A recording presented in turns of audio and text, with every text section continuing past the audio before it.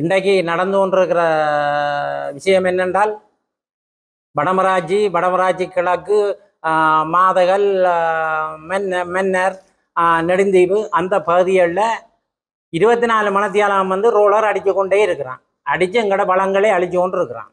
என்னண்டா ஜனாதிபதி அவர்கள் சொல்றார் இந்தியாவுக்கு போய் மனிதாபிமான முறையில் இது தீர்க்கப்படணும். அதே நேரத்தில் கடத்தொழில் அமைச்சர் யாழ்ப்பாணத்தில் சொல்றார் பேச்சுவார்த்தைக்கே இடம் இல்லையாண்டு. பேச்சுவார்த்தைக்கே இடம் இல்லை, இந்தியன் ரோலர் இங்கே வரையிலாது. ஆனா இதே அமைச்சர் கொழும்புல போய் என்ன சொல்றார் என்றால் எங்கட ஆட்சி காலத்துல இது தீர்க்கப்பட வேணும். அப்ப ஜனாதிபதியின் கருத்துக்கும் கடத்தொழில் அமைச்சர் கருத்துக்கும் ஒரு முரண்பாடு இருக்கு. ஆனா என்ன முரண்பாடா இருந்தாலும் என்னென்றாலும் நீங்கள் எங்களுக்கு சரியான முறைக்கு உடனடியாக இப்ப ஸ்ரீலங்கா நேவியை விட்டு எங்களுக்கு உடனடியாக இந்த ரோலரை விட்டு திறத்துங்க கொண்டுதான் கேட்டுக்கொள்கிறோம். கடந்த கால கடத்தொழில் அமைச்சர்கிட்ட நாங்கள் நிறைய தரம் கேட்டிருக்கிறோம். எங்களுக்கு ஒரு பேச்சுவார்த்தைக்கு இந்திய தரப்போட ஒரு பேச்சுவார்த்தைக்கு நாங்கள் ஒரு நேரம் எடுத்து தாங்க கொண்டு அவர் ஸ்டாலின்கிட்ட கழிச்சிருக்கிறார், மற்றது கனிமொழிகிட்ட கழிச்சிருக்கிறார். ஆனால் அவருக்கு எந்தவித காரணத்தை கொண்டும் அந்த அனுமதி கிடைக்கல.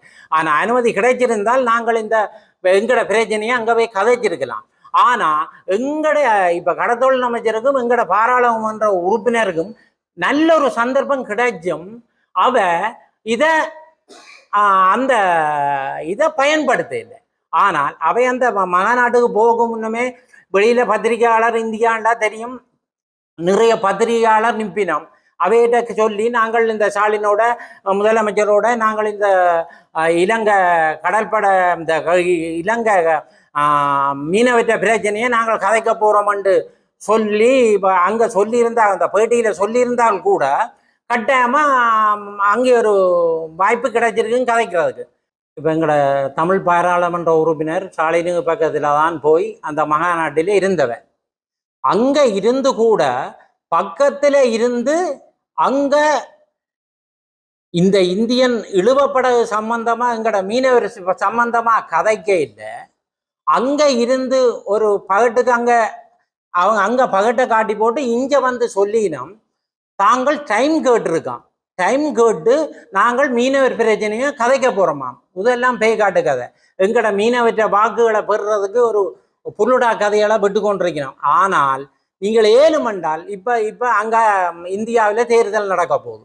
அந்த தேர்தல் நடக்க போற சமயத்துல உங்களுக்கு அந்த டைம் தர மாட்டோம். ஆனா ஏழுமண்டால் உங்களுக்கு நாங்கள் சொல்றோம், நீங்கள் டைம் எடுத்து இந்த மீனவற்ற பிரச்சனையை நீங்கள் பேசுங்கோ, பேசி தீருங்கோ, நாங்கள் உங்களை வரவேற்கிறோம்.